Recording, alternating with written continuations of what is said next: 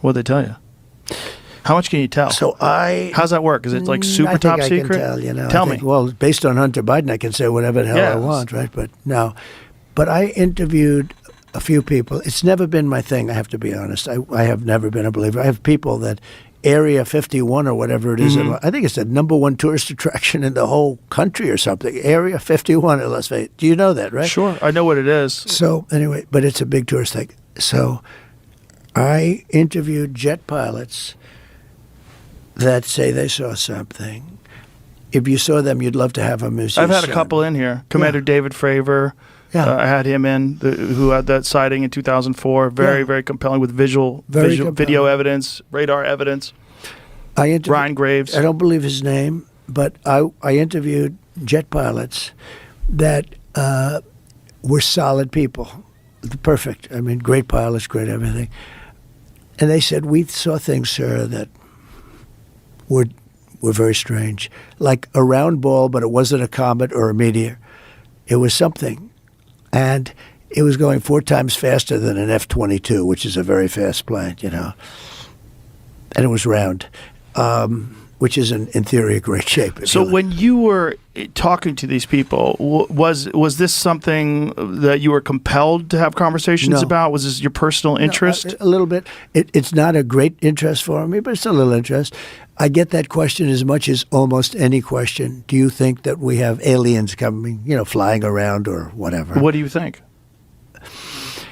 There's no reason not to. I mean, there's no reason not to think that Mars and all these planets don't have life, because Mars, we've had probes there and rovers, and I don't think there's any life there. Well, maybe it's life that we don't know, but maybe there was life there at one point in time. This is a speculation about Mars, that Mars had an atmosphere at one point in time, a long time ago, that could support life. It also had large bodies of water, but we've had no evidence of even bacterial life that exists on Mars. But the universe is pretty vast. It's not been a big thing for me. I mean, when I looked at what China did to this, they would have never done it with me, where they put the balloon up, and a lot of people thought for a little while that was one of these things. So, well, that's a lot of the speculation too, that some of these drones that hover over battleships, that these are Chinese drones, and that they're not UFOs. They could be also. There's some super sophisticated. But I did interview, let's say 3 or 4 guys and without tremendous interest, if you had them. As I said, you'd love to have them as your children. Solid, beautiful people. They said, sir, there's something there. There's something there. They've said it, yeah. Yeah, I've talked to quite a few of them. They're not conspiracy guys. Well, I mean, just the Commander David Fravor thing in 2004 off the coast of San Diego, they clocked that thing going from 50,000 feet above sea level to 50 in a second. Yeah. They don't know what it is. That's tough to beat. Yeah, they saw something in the water. It was hovering over that something that was making a disturbance in the water. They got video evidence of this thing. 2 different fighter jets with pilots in them saw it. There's, visual evidence, photographic evidence, video evidence, radar evidence. Whatever the hell it is, it moves in a way that would turn a human being into jello if they're inside of it. The G-force, no one would survive. Oh, so what is that? And it doesn't have a heat signature. They don't know what their propulsion system was. But when you fly in some of these jets, these pilots have to be in great shape. Oh, yeah. I flew with the Blue Angels once. Yeah. I got to fly. I guess it's an FA-18. And those are older machines. And they're crazy. When you fly in some of these things, oh my God, amazing. Yeah, but I can imagine. You got to be special. But these things that these people are encountering are far superior to what we know of. Yeah. Is it possible that there's some military or government program that you weren't, that they didn't tell you about? I think I had a great relationship with the military, basically, but I didn't like certain people. I would have gotten them out if I thought if the election was different, I would have fired all of them quickly. Most of them I did fire. Biden should have fired every military person involved with Afghanistan. He should have had a lot of firings.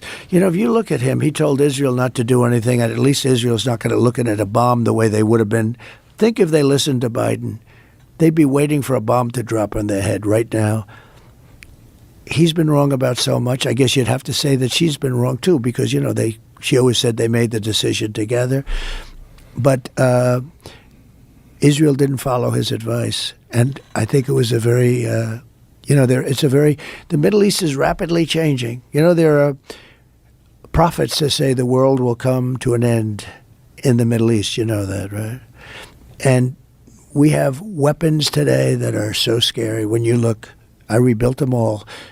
And when you look at the weapons we have today, the biggest threat we have in the world today is nuclear weapons. And we have other weapons, too, that are devastating. But the nuclear weapons, the biggest threat we have in the world today, and that's what